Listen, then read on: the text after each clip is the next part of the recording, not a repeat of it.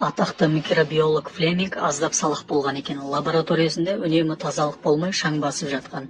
Әрине сырт көзге бұл кемшілік секілді көрінеді. Бірақ дәл осы кемшілік болмағанда ол пенициллинді ешқашан аша алмас еді. Оның салақтығы миллиондаған адамдардың өмірін құтқарды. Кейде біздің кемшіліктеріміз ең үздік артықшылығымызға айналады. Мысырдың қатал халифы Ніл өзенінің жыл сайын тасуын тоқтату үшін Ибн әл-Хайсамға тапсырма береді. Алайда ол мұны орындай алмайды. Халиф оны түрмеге тастайды. Әуелі баста әл-Хайсам үшін бұл қасірет жағдай болғаны анық. Бас бостандығынан айырылады. Түрмеде отырып ғылыммен айналыса алмайды. Ел аралап жер кезіп ғылыми эксперименттерін жүргізе алмайды. Ғылыммен айналысу үшін еркіндік керек. Не керек? Қатты күйзеліске түседі. Алайда түрме оның керісінше жаңалық ашуына себеп болған. Қараңғы түрменің қабырғасындағы тесіктен түскен жарық сәулесі арқылы кескін пайда болады. Осылайша өзінің гипотезасына жауап табады. Қараңғы бөлмедегі эксперименттерін жалғастырып, оптика кітабы атты еңбегін жазады. Халиф өмірден озған соң түрмеден шығып, ғылыми ізденістерін жалғастырады. Түрмеге жалаңаш гипотезамен кіріп, индуктивті эмпирикалық бақылаумен расталған ғылыми жаңалығымен шығады. Оның еңбегі еуропалық ренессансқа үлкен ықпал еткен. Қараңғы түрмедегі сәуле оның еңбегін әлемге паш етеді.